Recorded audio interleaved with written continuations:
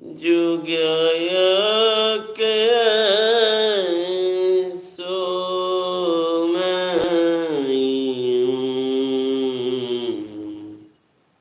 मैं तो बस ज्ञाय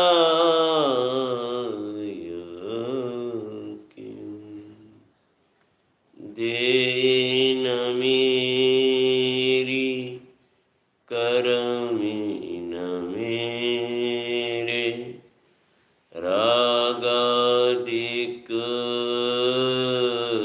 नहीं मेरे पूर्ण स्वयं नित्यानंद में तो बस ज्ञाय के 222 है स्वरूप स्मरण। निरपेक्ष अन्य भावोषि परमे पारिणामी के अविराम अनेकांत संपन्न ज्ञान मैं तो बस ज्ञाय की अक्षय प्रभुता दिखे स्वयं अहो परमे आनंदी हुआ तृप्त स्वयं तुष्टे स्वयं मैं तो बस ज्ञाय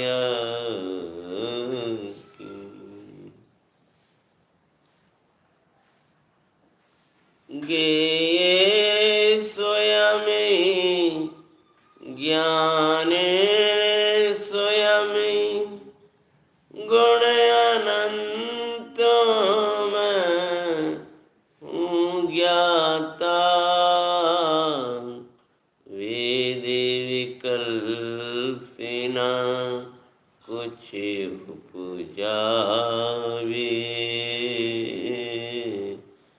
मैं तो बस ज्ञाय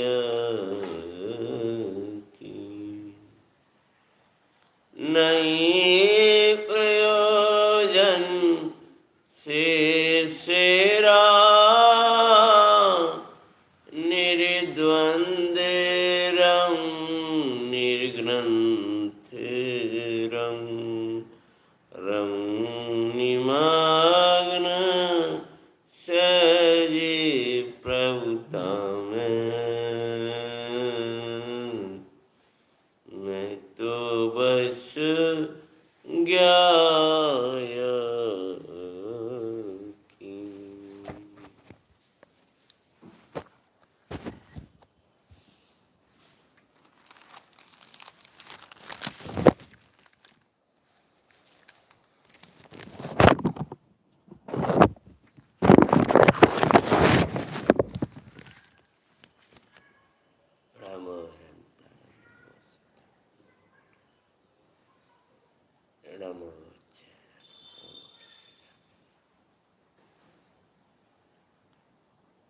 मंगलम भगवान मंगलम कुंद कुंदात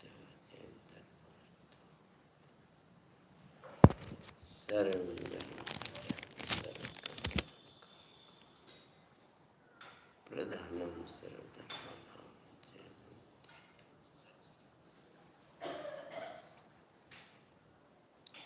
वंदित विशुद्धि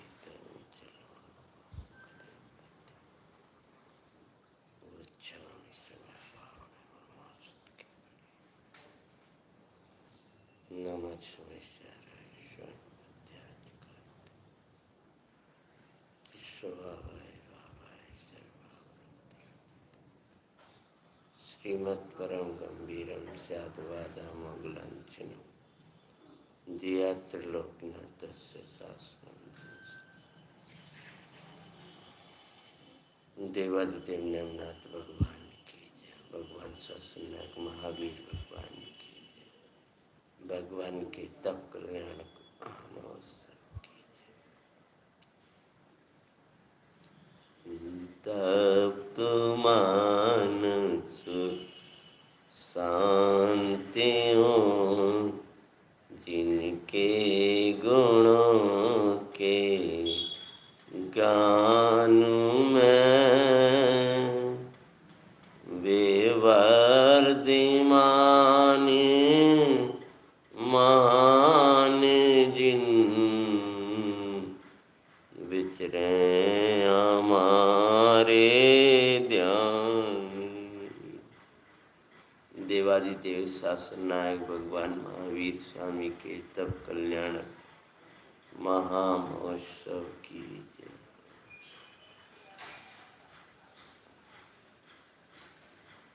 भगवान का आज तप कल्याणक है।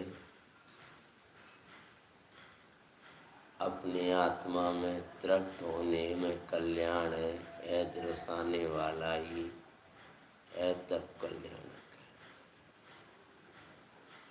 आत्मा की तृप्ति के बिना तप्त इच्छाओं में ही तृप्त रहने वाला कल्याण के भ्रम में ही है, कल्याण तो नहीं होता। कल्याण का भ्रम मतलब सुख और शांति के भ्रम में बैठा है, वस्तुतः कल्याण तो नहीं होता। कल्याण तो भगवान के द्वारा बताई इस भगवान आत्मा को श्रद्धान ज्ञान पूर्वक उसमें निमग्न होने में। प्रभु ने जैसा वैराग्य धारा है, वही वैराग्य ही धारने लायक है। राग को धारते हुए कौन सुखी हो सकता है, और वैराग को धारण करने के बाद कौन दुखी हो सकता है।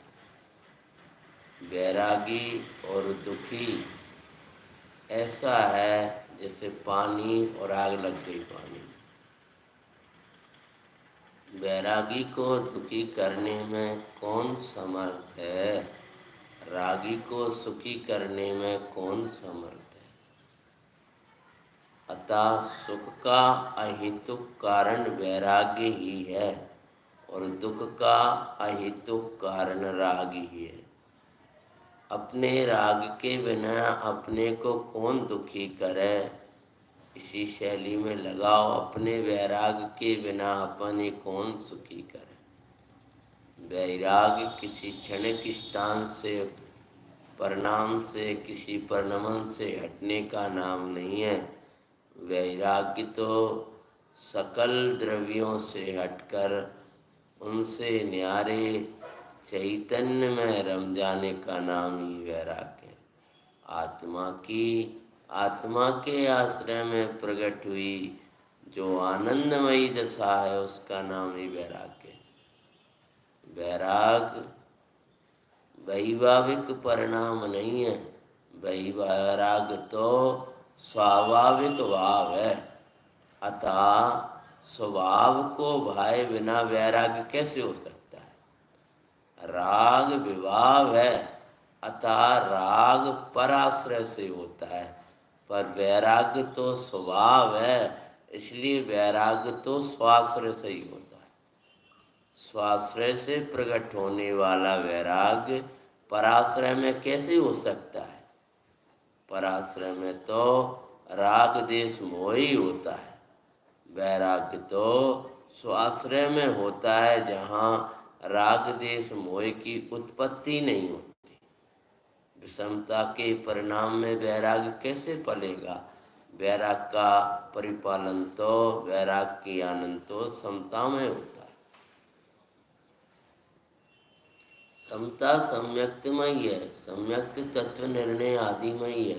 तत्व निर्णय जनागम के अभ्यास में है, अतः वैराग के लिए जनागम का अभ्यास, जिन गुरुओं की संगति करना, ये बुद्धिपूर्वक उपाय है।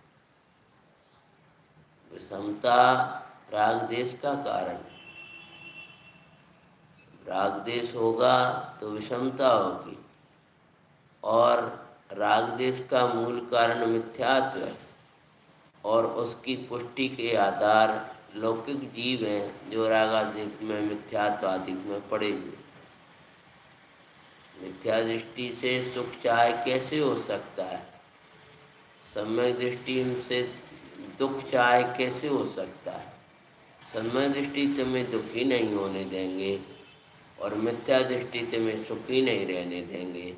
अर्थात बाहर में 9 कर्मजन्य मिथ्या दृष्टि है, तो अंतर में बाहर में 9 कर्मजन्य मिथ्या दृष्टि और सम्यक दृष्टि ये बाह्य निमित्त हैं। अंतर में तो वास्तव में अपना मिथ्यात्व ही दुखमयी है, और अपना सम्यक्ति अपने को सुखमयी है। अतः दुख का कारण बाहर में न खोज करके दुख का कारण भावों में देखना चाहिए। जो मात्र दूसरों को ही नो कर्म को ही देख परिणमन देख करके ही अपनी कल्पनाएं किया करता है, अथवा तो अपने को उसी रूप माना करता है, अथवा तो नो कर्म कोई दोष अधिक देता रहता है, ये ऐसे ऐसे। इससे तो उसको आगम का बाह्य अभ्यास भी नहीं है, उसने कभी आगम देखा ही नहीं है, भगवान को देखे ही नहीं है। धर्मात्मा तो अपने कर्मोदय को देखता है, परंतु कर्म और नो कर्म को देखने से अंतर में शांति मिलती है, पर वास्तव में विश्रांति तो नो कर्म द्रव कर्म भाव कर्म नो कर्म द्रव कर्म भाव कर्म रहित जो भगवान आत्मा है उसको देखने से ही होती है। ये ऐसे ही हैं, हमारे संग ऐसा ही कहते हैं। ऐसा विचारने वाले ने तो भगवान की कभी मुद्रा नहीं देखी है, जिनवाणी खोल के भी नहीं देखी, और ये विचार करने लगता है भैया उदय का कार्य है, उदय का है, तो थोड़ा सा आगम देखा होगा उसने जो उदय को देखता है, पर परिणाम को देखता है तो कर्म और नौ द्रव्य कर्म और भाव कर्म को देखने वाले को बाहर से अंदर की शांति और बाहर में शांति ही दिखाई देगी। वास्तविक विश्रांति तो उन परिणामों से भी न्यारे चैतन्य को देखने से होगी। नो कर्म का समाधान नो कर्म में मत लो, कर्म को देखो, कर्म का उदय चल रहा है, और कर्म का समाधान कर्म में मत लो, परिणाम को देखो, और परिणाम का समाधान परिणाम में नहीं मिलेगा। परिणाम का समाधान तो समाधान कारक का परिणाम ही द्रव्य है, उससे ही परिणाम का समाधान होगा, अर्थात समन होगा, शांत होगा, वो परिणाम धर्म रूप पर बरतेगा। जब पंडित साहब का 100 वचन सुन रहे थे ना, तो उसमें आया था जड़ मुद्रा को देखकर प्रसन्न होने वाला तो रौद्र ध्यानी है, जिन मुद्रा को देखकर प्रसन्न रहने वाला व्यवहार धर्म ध्यानी है। वास्तविक तो चिन्ह मुद्रा को देखकर आनंदित प्रसन्न रहने वाला ही परमार्थ धर्म ध्यान। अतः भगवान ने आज रात भर, तुमने सपने देखे काका, उन्होंने तो रात भर वैराग्य आया। माता बार बार कह रही हैं कलवीर कुमार से कि अभी तुम निद्रा नहीं आई, तुम सोए नहीं कुमार, सोए नहीं। माता बार बार देख रही हैं, भगवान तो अपनी विशुद्धि को बढ़ाते जा रहे हैं। विशुद्धि में से ही जाति स्मरण ज्ञान हुआ, तब पूर्व के भव दिखने लगे। भव दिखे तो भवों को देखकर तो प्रभु को भी दुख हुआ, पर भवातीत को देखकर प्रभु को सुख हुआ। अरे भव तो मेरे में है ही नहीं है, मैं तो भवातीत चैतन्य द्रव्य हूँ, ऐसा विचार में डूब गए भगवान, और वैराग्य जाग गया। भवों को निहारने से, बाहर में दुख देखने से बाहर में जो वैराग्य आएगा, लेकिन भवातीत को देखने से ही साचा वैराग आया। जाति स्मरण वैराग का कारण है, ये तो बराबर है बाहर में, लेकिन मैं ज्ञान जाति का हूँ। ये जातियाँ बदलती रहीं, ये भव बदलते रहे, लेकिन मेरा ज्ञान तो वैसा का वैसा रहा। ऐसा विचार किया। बाहर में 12 भावना का चिंतन कर रहे थे, तो अंतर में भाई 12 भावना का भार में शरीर आदि में देख रहे थे, लेकिन मैं नित्य हूँ, मैं तो शरण हूँ, मैं तो सार हूँ, मैं तो अपने में अभिन्न हूँ, पर से भिन्न हूँ, मैं तो निर्मली हूँ, आश्रव का घातक हूँ, संबर निर्जरा में हूँ, अरे लोकातीत तत्व हूँ, सहज सुलभ हूँ, दुर्लभ कहा जा रहा है और धर्म रूप। ऐसा अपने को निश्चय भार भावनाओं का चिंतन करते हुए वीर भगवान को वैराग्य जागा। लोकांतकों ने अनुमोदना करी, रोकने वालों ने रोका, जाने वालों ने अनुमोदना करी, लेकिन कल्याण तो उनने किया जो भगवान के साथ ही वैराग को धारण कर भगवान जैसे आज अपने रूप में तृप्त हो गए। रोकना धर्म मार्ग से पाप है भाई, अनुमोदना करना व्यवहार धर्म ध्यान है। परमार्थ धर्म ध्यान तो वो जो कर रहे हैं वही में प्रवर्त जाने में है भाई। आज भगवान का तप कल्याणक है, दीक्षा कल्याणक। अतः कल्याण किसमें है? कल्याण भिक्षा में नहीं है, कल्याण दीक्षा में है। भोगन की भिक्षा में कल्याण नहीं होगा, जो मिल जाए जो मिल जाए जो मिल जाए हैं। कल्याण तो सर्व भोग और सर्व भाव छोड़ करके दीक्षा में है। हैं तुम्हार के इच्छाओं के तप्त रहने में तुम्हारी शांति नहीं है। इच्छाओं से तप्त जलत रहो जलत रहो जलत रहो, कहीं पूर्ति में लगे तो भी जल रहे हो और नहीं मिल पा रहा तो भी जल रहे हो, स्वरूप की तृप्ति में है। तो भिक्षा में कल्याण कौन ने किया है? कर्मन से नो कर्मन से जाकी बाकी भिक्षा ले ले के काम चला रहे, उससे सुखी कौन हुआ है? दीक्षा में कल्याण है। भगवान का मार्ग दीक्षा में ही है, भिक्षा में ही नहीं है। और दीक्षा को देने वाला परम गुरु चैतन्य है, दीक्षा देने वाले निर्ग्रंथ गुरु हैं। दीक्षा तो का उपाय बताते हैं, वास्तविक दीक्षा तो ये परम गुरु चैतन्य ही देता है। उसके बाद में कोई भिक्षा सूक्ष्म सुबराग का भी परिणाम नहीं आता। लोकांतकों ने अनुमोदना की है, हैं? अब कोई अनुमोदना करे कि ना करे उससे अपने क्या? अपन तो अपने को देख देख के ही वैराग को बढ़ा रहे। वैराग की वृद्धि लोकांतकों की अनुमोदना से नहीं हुई, वैराग की वृद्धि तो बार बार ज्ञान मात्र भाव में हूँ ऐसो अनुमोदना से हुई। अनुमोदना से हुई मतलब उसको देख देख के प्रसन्न हुआ। ज्ञान वैराग्य भाव को देख देख के, आनंदमयी भाव को देख देख के प्रसन्न हुए।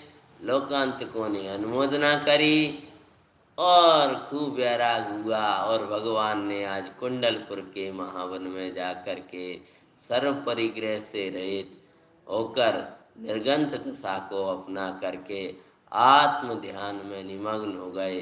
भैया भगवान का दीक्षा कल्याणक, भगवान का तृप्त रहने का कल्याणक, हमारा विषय कसायों के साथ में रागादिक भाव के साथ में तब तो होती हुई ना बीते। हम भी अपने में तृप्त होकर के प्रभु जैसा आनंद करें, प्रभु जैसी दृष्टि बनाएं, प्रभु के मार्ग का अनुसरण करें। इसी में प्रभु का तप कल्याणक मंगल में होगा। अपने जीवन में प्रभु महावीर का है तप कल्याणक, मंगल में हो जाए, यानी रागादि से रहित हो जाए। ऐसा ही वैराग मुझे धारणा है, ऐसी प्रभु के चरणों में भावना भाएं। यही भगवान का तप कल्याणक मनाने में हमारी सार्थकता होगी। हम भी कल्याण के मार्ग में लग जाएं। यहाँ आचार्य भगवान श्री समय सार परमागम में यह कह रहे हैं कि भैया ये कर्म बंधन का कारण तो कर्ता कर्म की प्रवृत्ति है। तो जैसे आचार्य महाराज की आज टीका की वाचना करके आगे की ओर अपन बढ़ते हैं। अब कहते हैं पेज नंबर है आपका 155 और तात्पर्य की हिंदी। अब यह कहते हैं, वैराग का प्रसंग अलग कर सकते हैं। अब यह कहते हैं कि जब तक जीव क्रोधादि आश्रव और शुद्धात्मा का भेद विज्ञान नहीं जानता तब तक अज्ञानी रहता है। अज्ञान का कारण कोई बाहर का कोई शास्त्र कम पढ़ ले अपन ने, ऐसा मत समझो। कुछ बाहर की वस्तु अज्ञान का कारण हो गई हो, ऐसा मत समझो। जब तक वेद विज्ञान रागादिक के इन आश्रवादिक के बीच में और अपने बीच में भेद विज्ञान नहीं होगा तब तक ये अज्ञान पलता रहेगा। अज्ञान को पालने वाला अभेद पर से अभेदपना है और ज्ञान को पैदा करने वाला पर से भिन्न और अपने में अभिन्न होना है। अज्ञान तब तक पलता रहता है, पोषता रहता है, बड़ा होता रहता है, वृद्धि होती रहती है जब अपने से अभिन्न भिन्न होकर के पर से अभिन्न होता है तब तक अज्ञान रहता है। अतः पर को पर जानना चाहिए और निज को निज जानना चाहिए। यही अज्ञान को मिटने का उपाय है। अज्ञान ही दुख का अहेतुक कारण है, तो ज्ञान ही सुख का अहेतुक कारण है। आचार्य देव ने 156 नंबर के पेज से तात्पर्य टीका जैसे आचार्य की शुरू हुई है। जावण वेदी विशेषम तरम तु आदान सवाण दोणम पी, अर्थात जब तक जीव शुद्धात्मा और क्रोधादि आश्रव दोनों के स्वरूप का भेद विज्ञान या विशेष भेद नहीं जानता। क्या कह रहे हैं? जब तक जीव है, जीव मतलब जो जानने देखने वाला परमात्मा है उसका नाम जीव है। मैं जीव हूँ अर्थात क्या, मैं तो जीने वाला हूँ। कभी लगे शरीर का घात हो रहा है, उधर चला जाएगा, ये चला जाएगा, उस समय लोग अंतर में लो मैं जीव हूँ। प्रलय जिस पे आएगी उस पे आएगी। ये जानने देखने वाले पर कोई बाह्य प्रलय नहीं आती, कर्मों के प्रलय नहीं आते, रागादिक के प्रलय नहीं आते, क्योंकि है जीव तो जानना देखना ही इसका और आनंदित रहना ही इसका कार्य है। जीव जीव कहते ही आनंद करने वाला तत्व दिखना चाहिए, जीने वाला दिखना चाहिए। रागादिक के साथ मरने वाला नहीं दिखना चाहिए, रागादिक को मारने वाला दिखना चाहिए। जीव किसका नाम है? जो रागी देशी मोही हो उसका नाम जीव है, ऐसा नहीं कह रहे। अपितु जीव किते के जीवती इति जीवा, जो अपने ज्ञान और पीवती इति जीवा, ज्ञानानंद में जिए और ज्ञानानंद को पिए, पान करे, अमृत पिए, वो उसका नाम जीव है।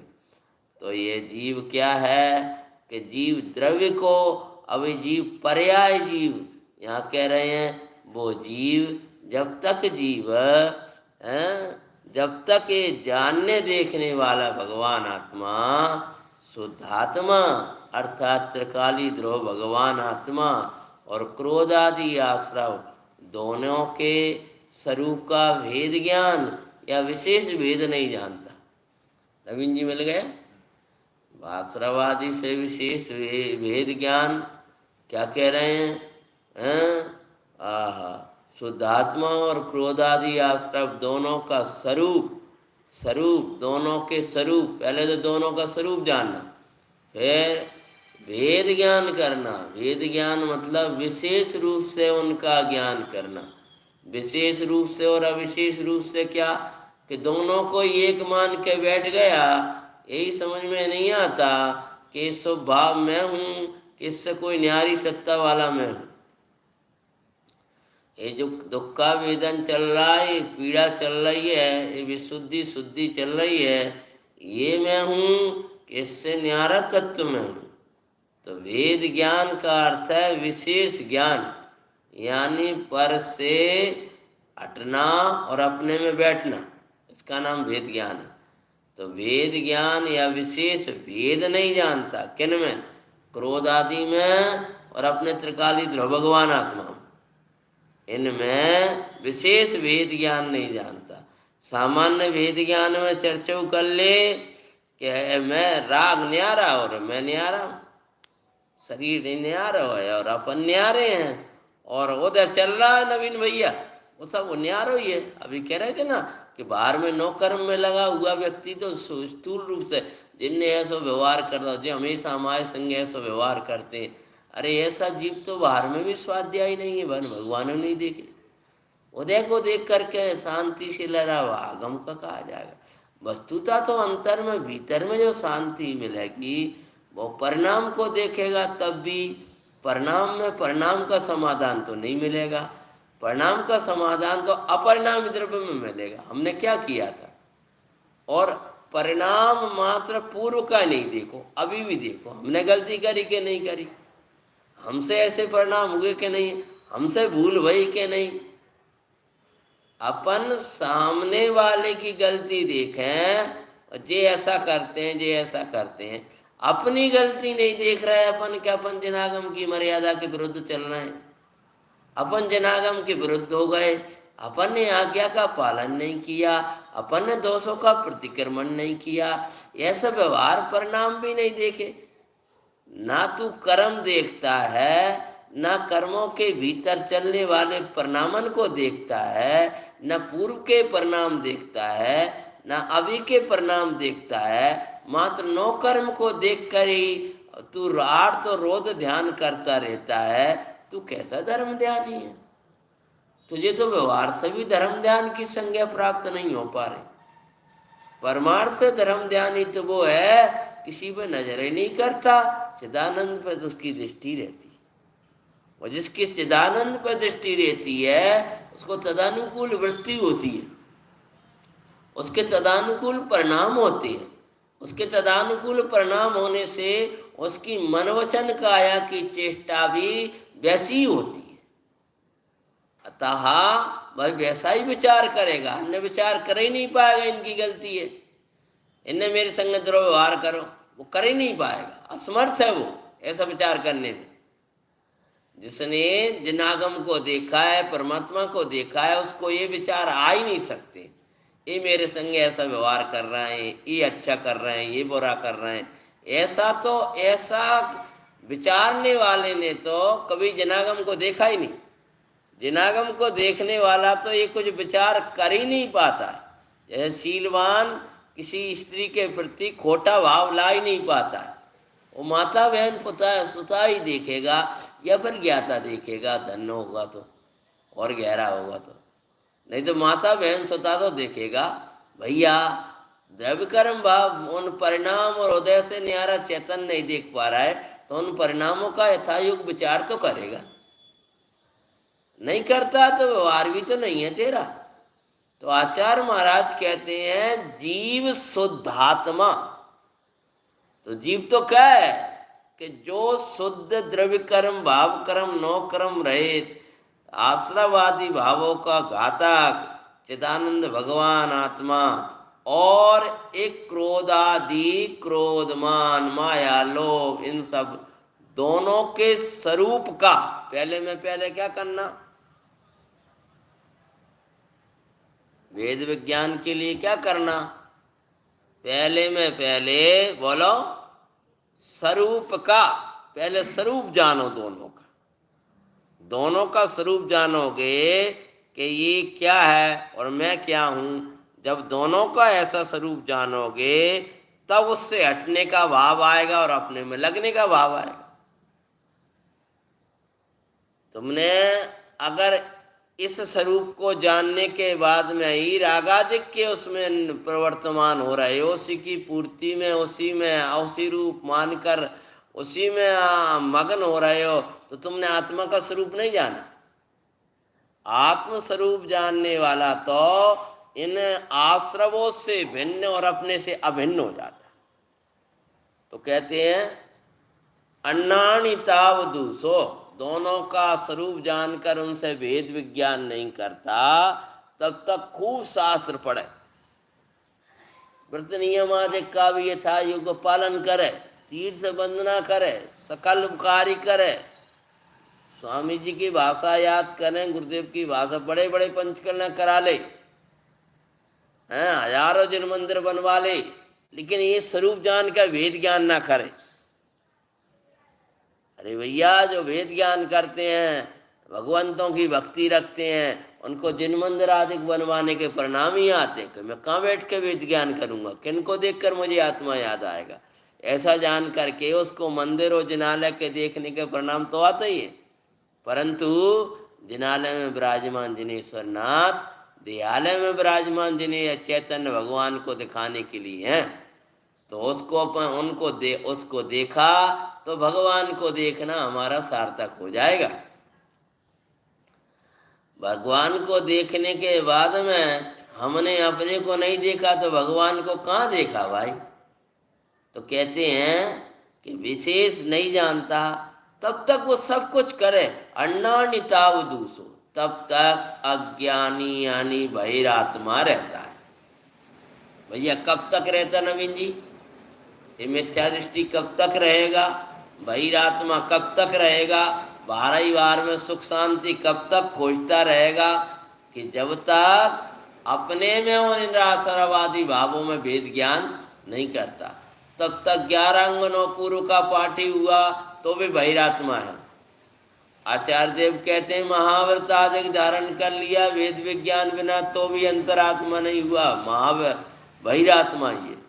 तो बहिरात्मपने को मेटने के लिए, तू अंतरात्मा होने के लिए क्रोध आदि आश्रव और भगवान शुद्धात्मा में वेद ज्ञान कर रहे जीव, तब मिटेगा जे बहिरात्मपना। तो कहते हैं अज्ञानी रहता है, और वही जीव अज्ञानी होता हुआ क्या करता है कि जब अज्ञानी होता हुआ क्या करेगा?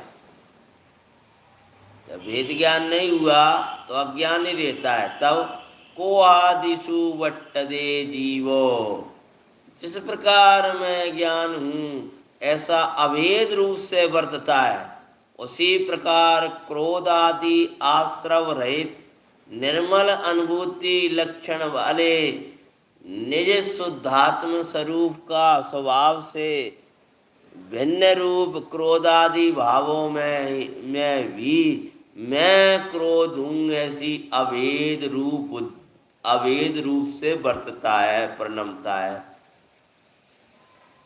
कह रहे हैं जैसे ज्ञानी को मैं ज्ञान स्वरूप चैतन्य हूँ ऐसी अभेद बुद्धि वर्तती है, ऐसी अज्ञानी ने जब तक भेद ज्ञान नहीं किया, जब तक ये अज्ञान रहता है तब तक उससे भिन्न पढ़ के मैं क्रोध हूँ, मैं मान हूँ, मैं माया हूँ, मैं लोभ हूँ, ऐसा अंदर अंदर ही चलता है।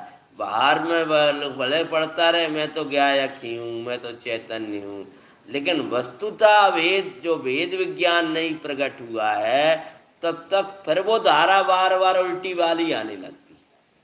कौन सी वाली? मैं तो क्रोध वाला हूँ, मेरे तो बहुत दर्द रहता है, मेरे तो बहुत पीड़ा रहती है, वो ही चलता है। जब वो अपने से अभिन्न होता है तभी पर से भिन्नता का परिणाम आने लगता है। फिर वो क्रोध आदि को भीतर से निजपने मानने में असमर्थ ही हो जाता है। भले बार में के भैया हमें गुस्सा आ जाता है, हम क्या करें, लेकिन भीतर में ये नहीं मानेगा कि मेरा स्वभाव गुस्सा है, कि उसने न्यारा चैतन्य देखा है ना। जब अपने शुद्धात्म तत्व को निहारता है तो शुद्धात्म तत्व को निहारता हुआ रागादि क्रोधादि आश्रवों को अपने कहने में असमर्थ हो जाता है, वो नहीं कह पाता है। फिर कहते हैं अब कोहादिषु वट्टम तस्य तो जो उत्तम क्षमादि स्वरूप परमात्मा, क्या कह रहे हैं, अब जो अज्ञानी हुआ, अज्ञानी रहता हुआ किस में प्रवर्तता है, बोलो जल्दी, क्रोध आदि। तो क्रोध आदि में प्रवर्तने का कारण क्या है कि अपना ही अज्ञान, और ज्ञान के साथ वर्तन करे इसके लिए उपाय क्या है कि अपना ही ज्ञान। तुम ही खूब खुश रहने लगोगे, प्रसन्न रहने लगोगे, परिणाम विशुद्ध होंगे, तुम्हारी विनय भाव बढ़ेगा, भक्ति बढ़ेगी, वात्सल्य बढ़ेगा, सब बढ़ेगा जब ये ज्ञान भाव आएगा। तो आचार्य महाराज कहते हैं कि ये अब को हादिसु बट्टम तस् तस्, जो क्रोधादिक में वर्तन करेगा उसको क्या, उत्तम क्षमादि स्वरूप परमात्मा से भिन्न क्रोधादि में प्रवर्तन करने वाला उस अज्ञानी को क्या फल होता है। क्रोध की परिभाषा दे रहे हैं, किसका नाम क्रोध है कि उत्तम क्षमादि स्वरूप भगवान आत्मा, उत्तम क्षमा स्वरूप भगवान आत्मा को देखकर क्रोध होता है। उत्तम मार्दव स्वरूप आत्मा से को, उत्तम क्षमा स्वरूप आत्मा को ना देखकर, देखकर बोल गए हो, जल्दी इसके दही हो जाए, ना देखकर एक क्रोध होता है। मार्दव स्वरूप आत्मा को से भिन्न होकर के ही ये मान आता है। तो आत्मा का जो मार्दव स्वरूप देखता है तो मान नहीं पैदा हो पाता है। कहाँ त्रिकाली ध्रुव सुख में, कहाँ पर आई जरा सी, ऐसा उत्कृष्ट स्वरूप देख ले और फिर वो ये क्षणिक पर्याय उनका मोह करने लगे कि जे मैं हूँ, जे मैं हूँ, अभिमान में चढ़ जाए, ऐसा कभी नहीं हो सकता। तो क्रोध आदि में प्रवर्तन करता है, उसका फल क्या मिलेगा, जी आज मिल गए विषय। ये 156 में सेकंड पैराग्राफ चल रहा है, काले काले अक्षर 156 पेज कह रहे हैं उससे क्या होगा, क्रोध आदि में वर्तन करने से क्रोध करोगे, मान करोगे, माया करोगे, लोभ लाओगे, कसाय में नचोगे, तो क्या होगा उससे, उससे देखो क्या होगा, कम्मस्य संचयो होदी, क्या होगा, कम्मस्य संचयो होदी, वैसे ही कर्म इकट्ठे हैं और बहुत सारे और कर्म इकट्ठे होंगे। कह रहे हैं परमात्म स्वरूप को आच्छादित करने वाले, क्या कह रहे हैं, कर्म परमात्म स्वरूप को आच्छादित करने वाले, अपने त्रिकाली ध्रुव भगवान आत्मा को ढाक देने वाले, ये आत्मा के लिए और पर्दा लगा रहा है, जितने ही क्रोध कर करके, नए नए कर्म बुला बुला करके, राग करके, मोह करके, संकल्प विकल्प करके अपने परमात्मा को ढाक रहा है, तू कचरा डाल रहा है अपने प्रभु पर, त्रिकाली ध्रुव पर, परिणाम में खराबी ला करके अपने परमात्मा को आच्छादित करता है। आच्छादित करता है मतलब ढांक देता है, किसको, परमात्म स्वरूप, त्रिकाल जो परमात्म परम आत्मा का स्वरूप, पारनामिक द्रव्य, ज्ञायक द्रव्य, परमात्म स्वरूप, उस पर एक कचरा डाल देता है, वो दिखता ही नहीं। तो क्या दिखता है, शरीर ही दिखता है, उदय ही दिखता है, प्रणाम ही दिखते हैं, सपने दिखते हैं, सपनों को देखने वाला नहीं दिखता। सपने देखे ये दिखता है, बाहर में भी दिन में भी गे गे दिखते हैं, गेयों से भिन्न चैतन्य द्रव्य नहीं दिखता। जब ये कर्मों का कचरा बहुत डाल लेता है तो कहते हैं अपने भगवान को मत छुपाओ, भगवान पर पर्दा मत डालो, कर्म बंद ना करो भैया अपने को भूल करके। तो आचार्य भगवान कहते हैं कम्मस्य संचयोदि, परमात्म स्वरूप को ढांकने वाले कर्मों का संचय अथवा आश्रव का आगमन होता है। यानी उस समय क्या होने लगता है, उससे आश्रव का आना यानी कर्मों का आना प्रारंभ होता है। कहते हैं जीवस्य जीवसेवम बंदो वणिदो खलु सभ्यदर्शी। जैसे तेल के मालिश करने पर धूल चिपक जाती है। क्या कह रहे हैं जी कुमार भाई साहब जिया जी? जैसे तेल का मालिश करोगे तो क्या होगा? धूल चिपकेगी। उसी प्रकार से वैसे ही आश्रव होने पर मल आदि तेल के संबंध से मैल बंद के समान जैसे तेल से धूलि चिपकती है, उसी प्रकार क्रोध से, मान से, माया से, लोभ से, परिणामन को आश्रव रूप करने से ये धूलि चिपकती है। प्रकृति बंद होगा। स्थिति, अनुभाग, प्रदेश बंद लक्षण वाला। कर्म के 4 वेद का है ना, प्रकृति, प्रदेश और बोलो अनुभाग। बीच में थोड़ा ऐसा ग्रंथ कर लो, उनको भी देखा, या एक ग्रंथ दे दो उनको। प्रकृति, प्रदेश बंद, और क्या बोल रहा है देखो आगे। हाँ, कहते हैं प्रकृति, प्रदेश और स्थिति कितने दिन के लिए बनेगा, और अनुवाग और प्रदेश बंद लक्षण वाला निःशुद्धात्मा की प्राप्ति स्वरूप मोक्ष से विलक्षण कर्म कैसा है? आत्मा की साक्षात प्राप्ति का नाम मोक्ष है। उससे विपरीत लक्षण वाला बंध होता है। जीव के साथ इस प्रकार बंध का होना निश्चय से सर्वदर्शी सर्वज्ञों ने कहा है। विशेष है कि जैसे नाचार्य महाराज विशेष समझाते हैं, जब तक क्रोध आदि आश्रवों से भिन्न शुद्धात्मा के स्वरूप को स्वयं संवेदन ज्ञान के बल से नहीं जानता, अज्ञानी कब तक रहेगा? खूब पढ़ते, लेकिन बार बार अपना वेदन करके उस भगवान आत्मा को जब तक नहीं जानता, तब तक अज्ञानी होता है। और अज्ञानी होने से, अज्ञान से उत्पन्न कर्ता कर्म की प्रवृत्ति नहीं छोड़ता। जब तक अज्ञानी रहेगा तब तक मानेगा मैंने ये करो, मैंने ये करो, मैंने ये करा है, मैंने ये किया। ये प्रवृत्ति खत्म होने वाली नहीं है।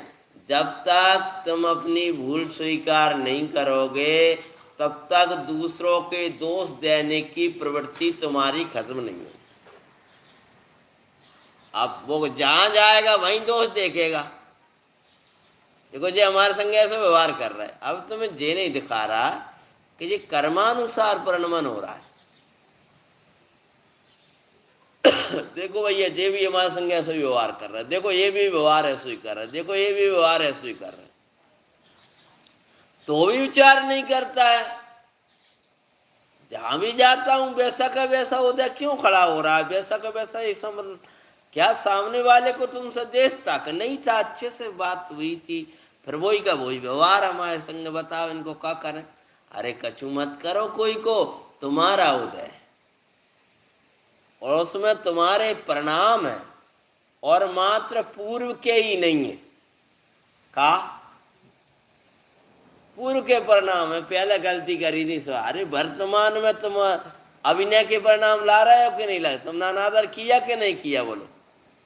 वर्तमान में परिणाम बिगाड़े के नहीं बिगाड़े तुमने?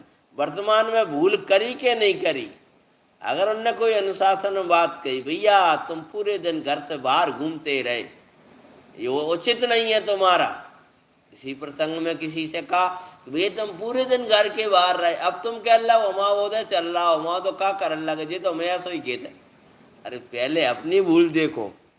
हमसे आप प्रकार की भूल वर्तमान में भाई कि नहीं भाई, तब जाके उधर पकड़ो। नहीं, खुद तो मेहनत रहना चाहता है और कर्म आदि को दोष लगाता है। और अगर स्वाध्याय करो हो तो ऐसा नहीं करता। स्वाध्याय करा हो तो खुद मेहनत रहकर कर्मन को दोष लगा देता है, कर्मन को उधर चल रहा हो। स्वाध्याय करो हो तो मतलब बोलो, टोडरमल जी की भाषा याद करो। स्वयं तो मेहनत रहना चाहता है और कर्मादिक को दोष लगाता है। जिनाज्ञा पाले तो ऐसा दोष संभव है नहीं। जिनाज्ञा के भंग होने पर, विपरीत सोचने पर ये खुद मेहनत रहेगा और कर्मों को दोष लगाएगा। ये तो भगवान ने, टोडरमल जी ने भगवान के वचनानुसार अनीति गई है। अन्नो कर्म को दोष लगाना तो महानीति है, अपनो दोष देखना नीति है, दूर करना धर्म है। अनिता स्पष्ट कह देते हैं ना, अपनो दोष देखना ये नीति है। जब अपने लगेगा अपनी गलती क्या है, इसका नाम नीति। अब नीति पे चल पाओगे आप, तब आप अपना व्यवहार बदलोगे, तब अपना परमार्थ चिंतन बदलोगे, तब नीति आपके जीवन में आएगी। और उसको दूर कर दोगे तो धर्म होगा, कर दोगे चरणाने देख लोगे परम द्रव्याने।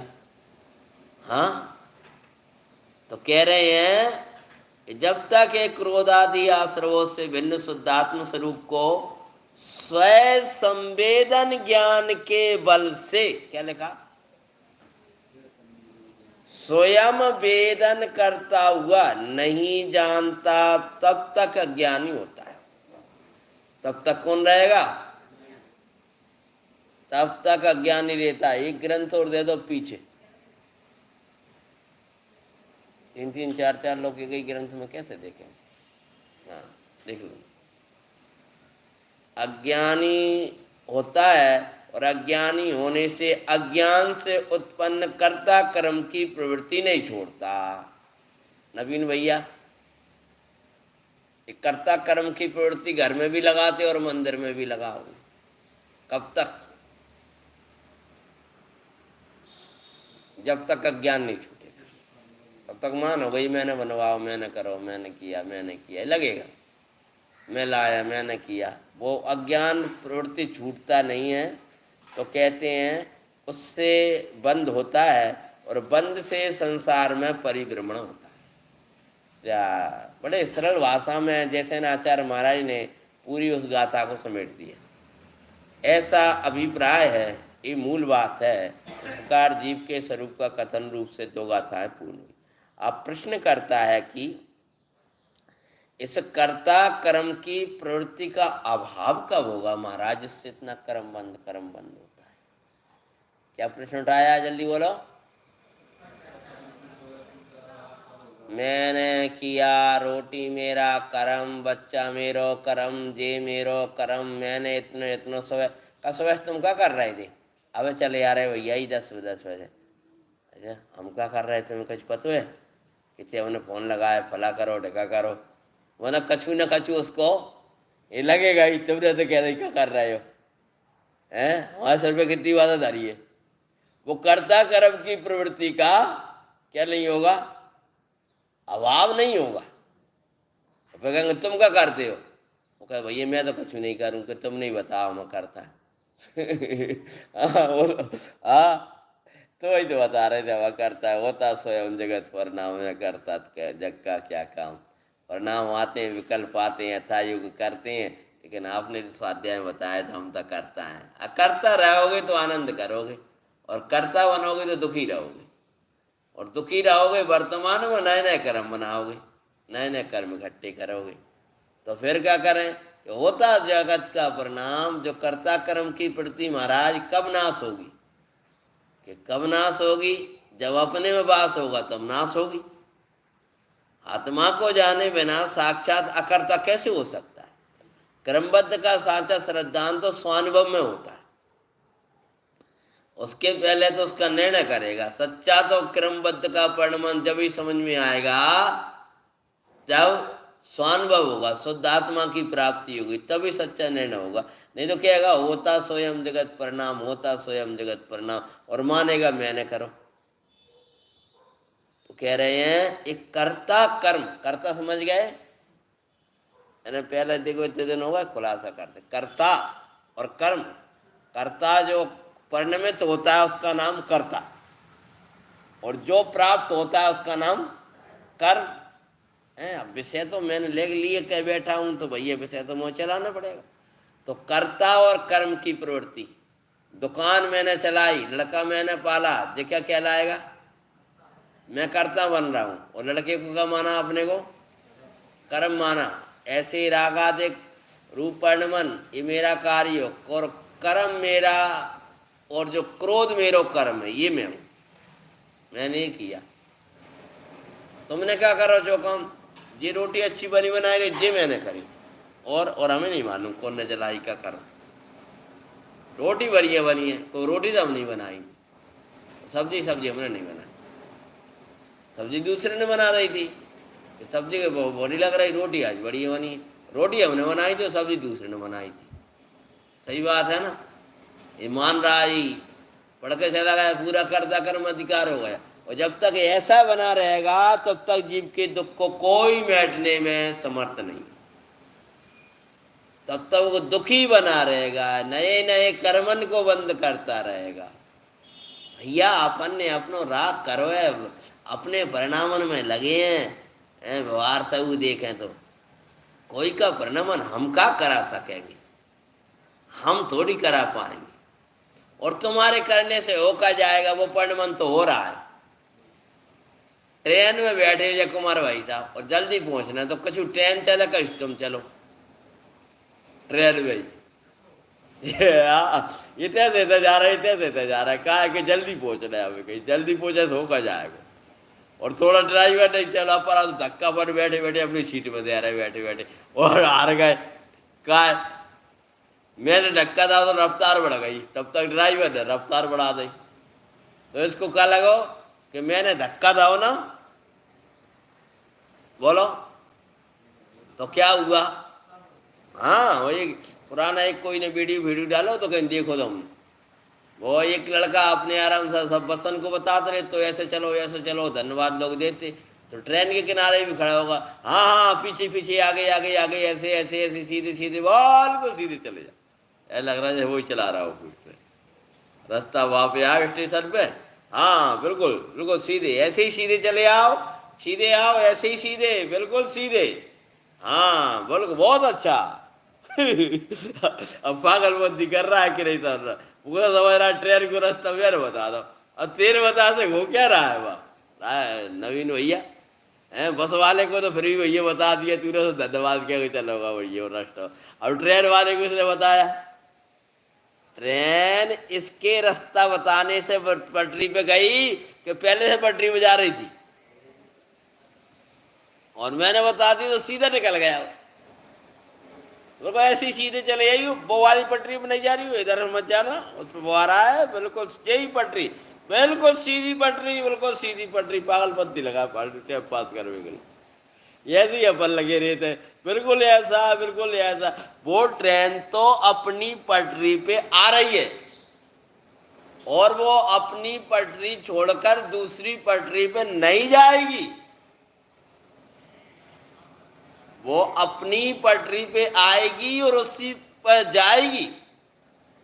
तेरे ना कहने से उस पर मत आ जाना, उस पर ट्रेन आने वाली है, इस पर नहीं आ जाना, उस पर ट्रेन आने वाली है, ऐसे खड़ा है उस पर मत जाओ, तीसरे पे मत जाना, चौथे पे मत जाना, वो अपने हिसाब से चल रहा है, उसको पता है कौन सी पटरी सही है, समझ रहे हैं ना? उसको सूचना देने वाला भी कोई होगा तो वो दूसरा होगा। हाँ तुम अपने खड़े हो, जबरदस्ती लगे हो आगे, बहुत शाबाश शाबाश, बिल्कुल सीधे सीधे, बहुत गजब, ऐसी लगा है पटरी चलावे के लिए ट्रेन तो अपने वहाँ में जा रही है। ऐसे परिणमन तो सब अपने क्रम में हो रहा है, तू व्यर्थी कर्ता मान करके बैठ गया। तो कर्ता कर्म की प्रवृत्ति का अभाव कब होता है, इसका उत्तर देती हैं जैया इमेन जीवेण आपणो आसवाण यतएव नादमयो दिविशेषम तरम तु तैया नवंदो से ये जीवे ज्यों आश्रव का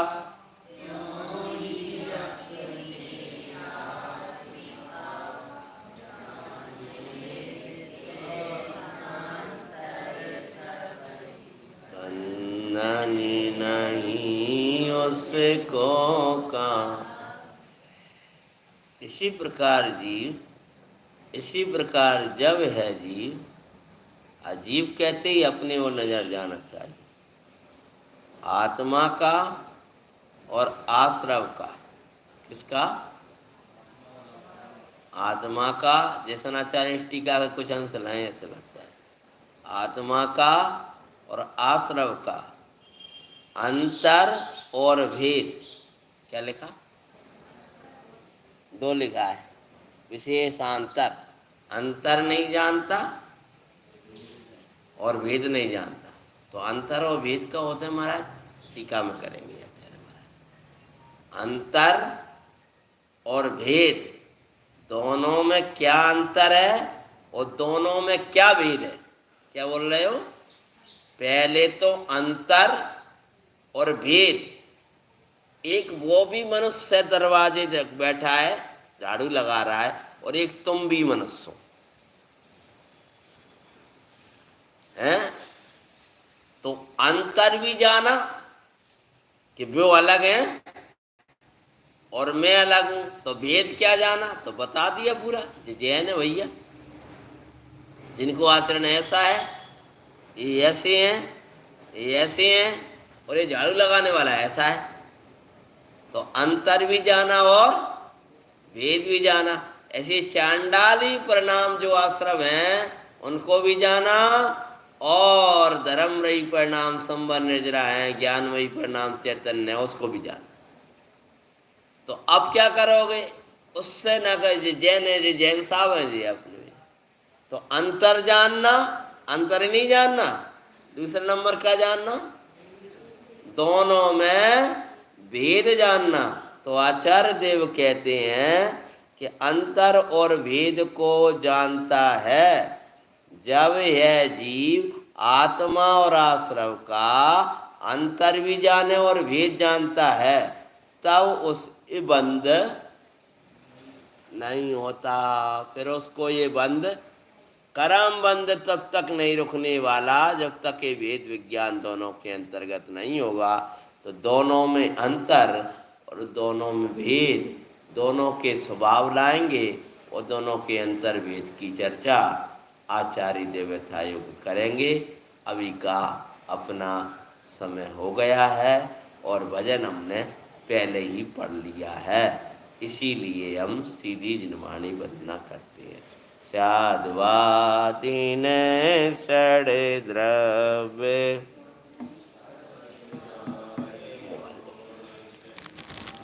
का